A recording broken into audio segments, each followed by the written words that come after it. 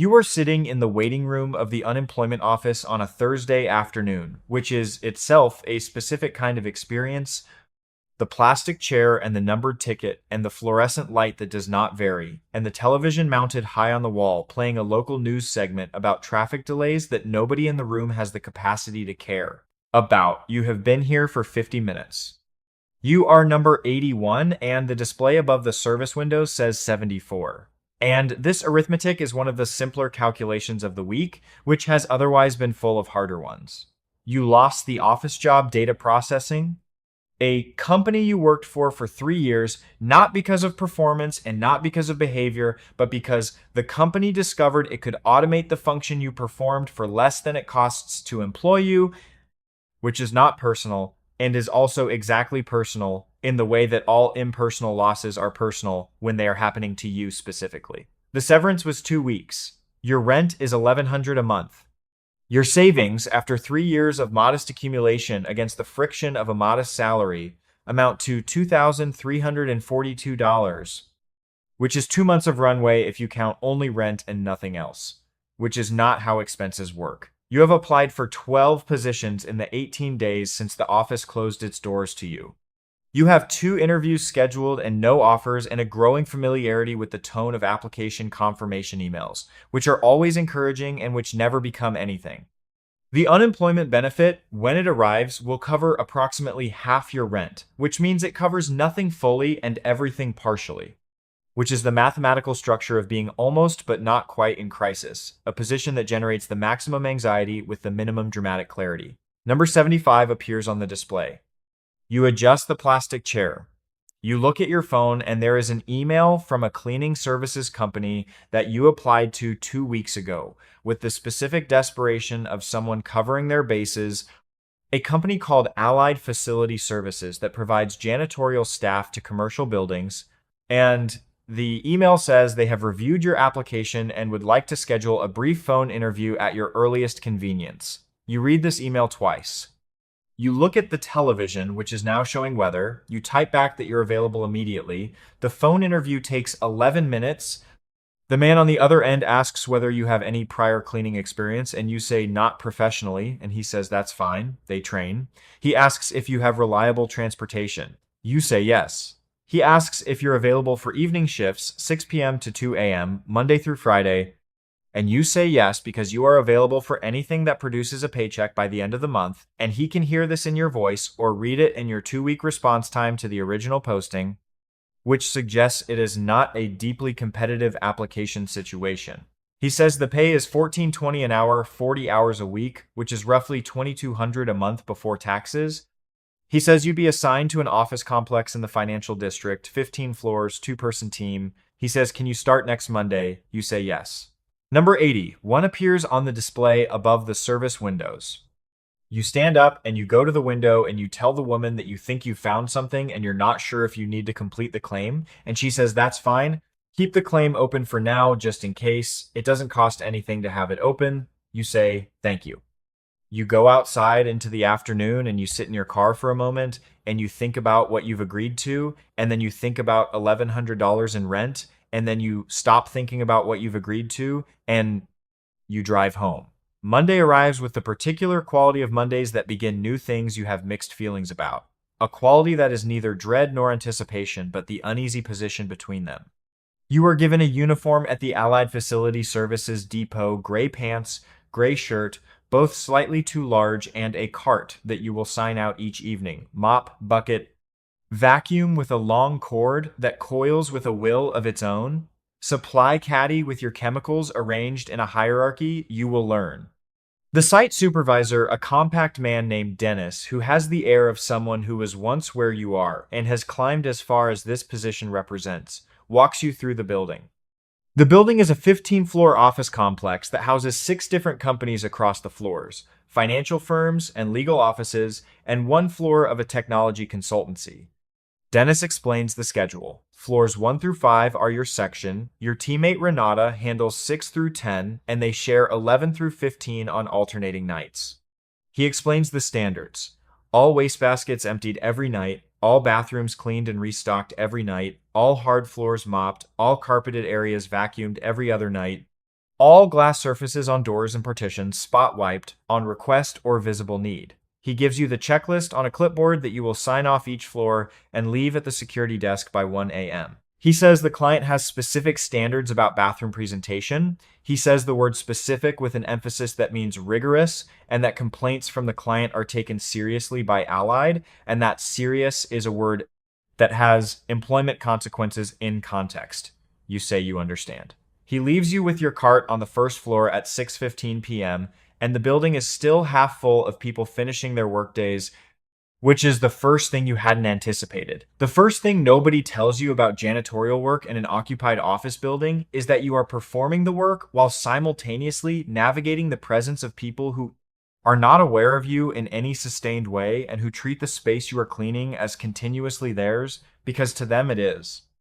You move your cart into the first floor corridor to begin the wastebaskets, and a man in a suit comes out of a conference room speaking on his phone and walks past you at a distance of about 18 inches without registering your existence in any visible way. And this is not hostility, it is something closer to a category error. The way people don't see furniture when furniture is functional and in place. You are in place and functional and therefore not quite visible, and you stand there with a wastebasket liner in your hand, and you understand with a clarity that is not comfortable that this is the social physics of the job you've taken, and that you will be inside it every evening for as long as you do this work. The first week is physically harder than you expected, and you expected it to be hard. The mopping is the worst of it. Not because mopping is technically demanding, but because it is the thing that most directly requires sustained physical work with no variation, no pace adjustment, no task change. It is just the mop and the floor and the distance between the current position and the end of the corridor, repeated until the floor is done, and then you move to the next floor and begin again. Your lower back registers this around 9 p.m. on the first night and continues registering it for the remaining 5 hours with increasing specificity. Your hands, which have spent 3 years in an office holding a mouse and a coffee cup, are not prepared for the handle grip of the mop across a full shift.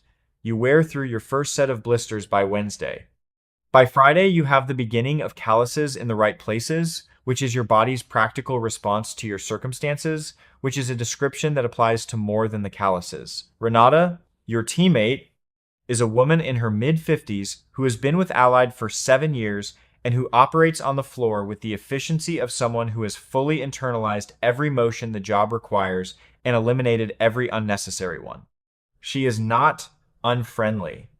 She is precise. She shows you on the second night how to sequence the bathroom cleaning to avoid recontaminating surfaces, the specific order of surfaces and the specific products for each, and the specific way you fold the paper towels for the final presentation, which Dennis has mentioned and which the client apparently notices. She shows you how to mop in a figure 8 pattern that covers more floor with fewer passes and leaves fewer streaks, which is the kind of knowledge that has no venue outside the job, and that you receive with the gratitude of someone for whom efficiency has a direct relationship to not being on your feet for an unnecessary extra 20 minutes. She shows you how to wrap the vacuum cord to prevent the snarling that the cord's personality tends toward. She does all of this without commentary or warmth or coldness in the register of functional information transfer. And you receive it the same way, and this is a sufficient basis for the relationship the job requires. The building's occupants stratify over the first month into the same categories you've observed in every work environment, the same percentages roughly, the same distribution of consideration and indifference and occasional unpleasantness. Most are simply people who do not engage with you, not unkindly, just passing through the spaces you happen to be cleaning. A smaller percentage make some acknowledgement, a nod, an excuse me when they need to pass your cart, an occasional actual greeting. A smaller percentage still treat the shared space as if your presence in it is an inconvenience to be communicated, and they communicate it in the ways available to them. Sighing when your vacuum is operating near their office. Leaving their desk space in a condition that suggests they know someone else is responsible for it and have made their peace with what that means in practice. Occasionally saying things directly, like the man on the 11th floor who tells you one evening that you left a streak on his glass partition last week, which he demonstrates by pointing to an area of glass that you can see no streak on from where you're standing. You look at the glass, you say you'll take care of it, you wipe the glass, you move on. The glass was clean.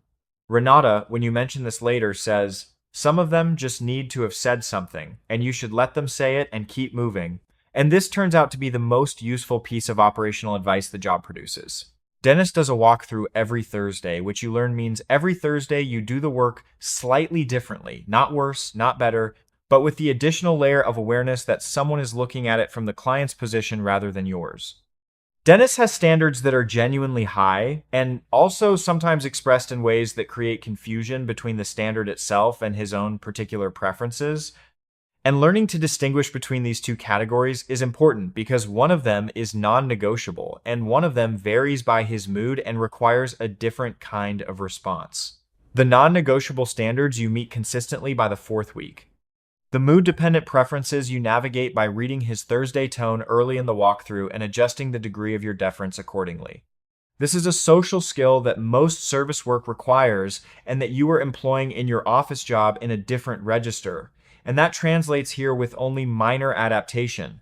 The pay at $14.20 for 40 hours is, after taxes and benefits deduction, about $1,700 a month. Your rent is $1,100, the gap is $600, which after groceries and utilities and transportation and the ordinary friction of existing as a person in a city leaves you with approximately $60 to $90 of actual margin at the end of the month.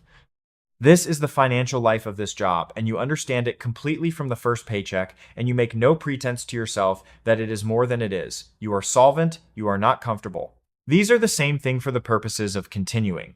The building you clean is home, on the 4th floor, to a legal firm whose paralegal staff work late with a consistency that means 4 nights out of 5. There are people in the 4th floor offices when you arrive at 6:15 to begin your section.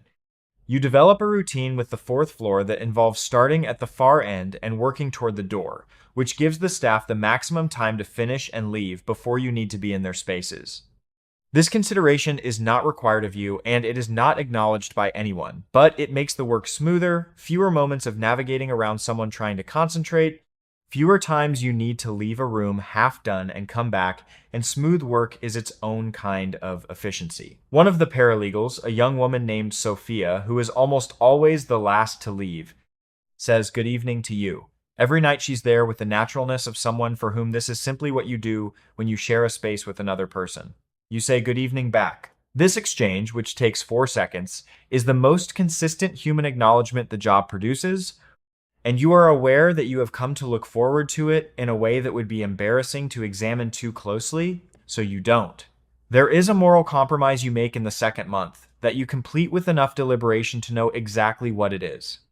The 12th floor houses a technology consultancy whose staff are younger and louder and who leave the break room in a condition that requires, on its worst nights, substantially more time than your schedule allocates for it.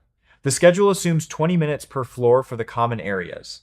The 12th floor break room, on the nights that follow what are apparently team events or late client meetings, requires 40. You cannot take 40 minutes on the 12th floor without losing time elsewhere. And losing time elsewhere means the checklist isn't complete by 1 a.m., and an incomplete checklist is noted by the security desk and reported to Dennis. So on the nights the 12th floor break room is at its worst, you do the visible surfaces, the counter, the sink, the table, and you do not do the interior of the microwave, which is one of the checklist items and which on these nights is the item most in need of attention. You wipe the exterior, you note the interior as done, you move on. This is the corner you have cut. You hold it with the awareness of someone who knows the corner is cut and who has decided that the alternative, an incomplete checklist, and a conversation with Dennis costs more than the corner, and you keep moving. Renata cuts her own corners, which you discover not through observation of the cutting, but through the specific way she discusses the job when you overlap on the shared floors, a tone that conveys institutional knowledge of where the line actually is between the documented standard and the livable reality of the work. She says things like the 16th floor bathrooms only need the deep clean twice a week regardless of what the sheet says, because the 16th floor has 4 people on it and they're tidy, and Dennis knows this, and the sheet is a formality. She says this as a transfer of operational intelligence, not as an invitation to misconduct, and you receive it the same way, and you begin to understand that the checklist is a document and the job is a different thing, and that experienced workers know the relationship between the two and navigate it, and that this navigation is not laziness but a form of sustainability. Your back, by the third month, has arrived at a new equilibrium that is not health and is not injury, but is a chronic readjustment, a nightly conversation between what you're asking of it and what it's willing to provide. You buy a support belt from a pharmacy and you wear it under the gray shirt, and it helps in the specific limited way. That supportive equipment helps with work-generated strain, not eliminating it, but distributing it differently, making the distribution manageable. You do the stretches that a video recommends in the locker room before your shift, 5 minutes, the same 5 stretches in the same sequence. And this becomes so routine that you do it the way you do automatic things, without attention, just the body going through its preparation while your mind is elsewhere. You stop thinking about your back as an injury in progress and start thinking about it as a condition to be managed, which is a distinction that matters less than it sounds and more than you'd prefer. The loneliness of the job is a specific kind, different from the loneliness of the neat months or the loneliness of the truck cab, because this loneliness is populated. You are surrounded by a building full of people every evening, more people per square foot than most jobs produce, and you are invisible to almost all of them, in a way that is structural rather than personal, built into the nature of the role rather than the character of the individuals, and you have made your peace with this distinction intellectually, and you feel it anyway, physically, the way you feel a draft in a room that is otherwise warm. You exist in the building the way infrastructure exists, necessary, functional, present, and unnoticed until something goes wrong. Something goes wrong in the 4th month. It is not your fault, and it is partly your fault, which is the specific combination that produces the most complicated feelings. A flooding incident in the 8th floor bathroom, a blocked drain that backs up during your shift, damages the carpet in the adjacent corridor, and the damage is discovered the next morning by the building manager and reported to Allied. And Allied calls Dennis, and Dennis calls you, and the conversation is not exactly accusatory, but contains an accusation-shaped negative space, which is the question of when you became aware of the backup and whether you took appropriate action. You became aware of it at 10:40 p.m., you called it in to the overnight line, you were told a plumber would be dispatched, you noted it on the checklist and continued your section. All of this is true, and all of this is what you were supposed to do. The carpet damage happened anyway between 10:40 and when the plumber arrived at 1:15, and the carpet is the client's carpet, and the client is not interested in the timeline of your call. Dennis says you should have called him directly, not the overnight line. You say you didn't know to call him directly for plumbing incidents. He says it's in the site-specific protocol document. You say you weren't given a site-specific protocol document. There is a pause. He says he'll send it over. He does. You read it. It contains 17 items that were not in your original training, including the instruction to call Dennis directly for any flooding or water damage event. You add these 17 items to the operating knowledge of the job, and you do not have the argument you could have about the training gap, because having the argument would cost you more than the knowledge gained from it, and you have learned this about service work, that being right and being employed are different categories, and that when they conflict, you have to choose, and you choose employment. The 5th month is when you begin, almost without meaning to see the building. Not in the way a visitor sees it, or even in the way its occupants see it. You see it the way the building actually is, which is through the evidence it leaves behind of all the lives temporarily housed within it. The wastebasket contents that tell you which floor ordered and what dinner, the whiteboard in the conference room on 3 that still shows diagrams from a meeting that apparently went long and hard, the personal items that accumulate on desks and shelves and that over months tell you things about the people who sit at those desks, the family photographs, the ergonomic adaptations, the small signs of personality within the corporate constraint of a cubicle or an open-plan station. You notice these things not to know people, but because you are in these spaces when the people aren't, and the spaces in their absence become readable. You do not touch anything that doesn't need to be cleaned. You clean what needs to be cleaned, and you move on. But the reading happens anyway, peripheral and accumulative, a picture of a building's life assembled from its aftermath. Sophia, the paralegal who says good evening, begins one night in the 6th month to add a word or two to the greeting. How are you? Cold out tonight? Working late again? I know, and over weeks this expands into brief conversations conducted at the boundary of her office and the corridor, her still seated or standing at her desk, and you with your cart in the hall, 5 minutes at most. The topics small and specific to the overlap of your circumstances, the building, the hours, the weather outside, occasionally something she's working on described without detail, occasionally something about your evening described the same way. You do not become friends in any structural sense. You do not exchange numbers or exist in each other's lives outside the building, but the conversations are real in a way that you value without overstating because you understand what they are and what they are not. And the gap between those things is where clarity lives. By the 7th month, your efficiency has improved to the point where you complete your section in 6.5 hours consistently, which gives you 90 minutes at the end of each shift that you have to fill without looking like you have nothing to fill it with, because leaving early is not in the contract and being visibly idle is a different problem. You use this time on the floors that benefit from extra attention, the 12th floor break room being the primary recipient, and on tasks that the checklist classifies as weekly that you've begun doing more frequently. Because more frequency means a lighter version of each, which is easier than an infrequent heavy version, which is a principle of maintenance that applies to more than floors.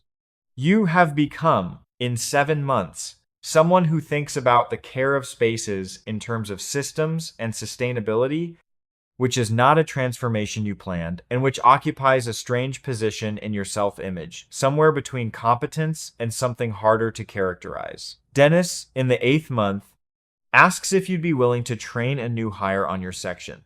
The ask is framed as a question, but has the quality of something already decided, which you recognize and which you answer by saying yes, with the efficiency of someone who has learned that saying yes to things that are already decided is cheaper than the alternative.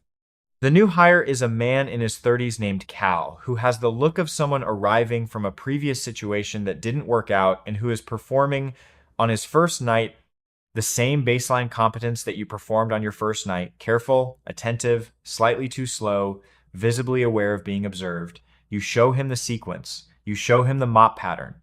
You show him the bathroom standards and the specific folding of the paper towels. You show him the break room on 12 and what it costs on certain nights and how to manage the cost. You do not show him which corners are cuttable. Not yet. That's the knowledge that comes from the work itself rather than from instruction. But you show him everything else the job requires from the front. And you do it with the same functional non-warmth that Renata showed you. The register of information transfer between professionals, which is what you are, which is a word you've arrived at after 8 months of the work without particular ceremony. There is a night in the 9th month when you are mopping the 3rd floor at 11:30 and the building is empty. Fully empty for once. Everyone gone, even Sophia left early, and the only sounds are the mop and the bucket wheels and the low hum of the HVAC system doing its work in the ceiling above you. And you stop for a moment not to rest. You don't need to rest at this point in the shift anymore. Your body has made its adaptations, but because you notice the floor, it is clean. You have made it clean, methodically, correctly, completely, and it reflects the corridor lights in a way that requires this specific quality of clean to produce. And you stand there with the mop and you look at the floor for a moment, it will be undone by 8 a.m. The people will arrive and they will walk on it and leave it different from how you've left it, and by the time you arrive tomorrow evening, it will require what it required today. This is the structure of the work. Not unlike most work, you think, in the sense that all the work you've ever done has been subject to the same entropy: the filing that refills, the ticket queue that repopulates, the orders that keep coming because people keep arriving. The floor is a concentrated version of this, made visible in a way that office work was not, and you look at it and you mop the last 6 feet and you move the bucket to the next section and you keep going. The raise that Allied offers at the 1-year mark is 70 cents an hour, bringing you to $14.90, which is the annual increment built into the contract for satisfactory performance, which yours has been. $14.90 for 40 hours is roughly $1,800 a month after taxes, which is $700 more than rent and which produces a margin that is less thin than before and still not comfortable, and you accept it and note it and continue. Renata gets the same raise. She does not celebrate it and does not disparage it.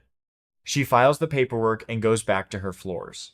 You are in the job at 12 months and counting, which means you are now among the experienced staff in a way that the first month's version of you could not have predicted would feel like anything, but which feels like something, a kind of institutional belonging that is quiet and carries no privileges beyond the knowledge it represents. You know the building. You know, its floors and its quirks and its specific demands on specific nights and its clients' particular standards and the precise threshold of Dennis's flexibility and the cut corners that hold and the ones that don't. You know which work to do first when you're tired and which to leave until the energy recovers.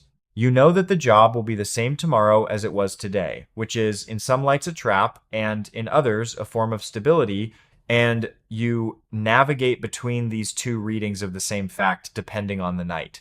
There is a morning you get home at 2:30.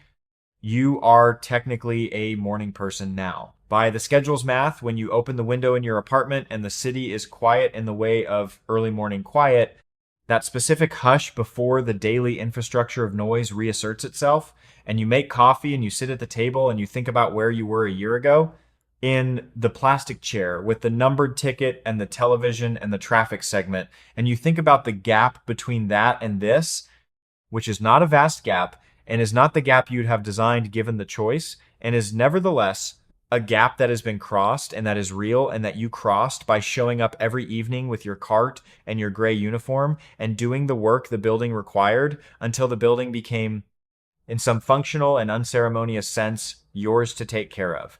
You finish the coffee, the city begins its noise. You close the window and you go to sleep, and in the evening you will go back and the floor will need what the floor needs, and you will give it, which is all the job has ever asked, and which, after 12 months, you are very good at giving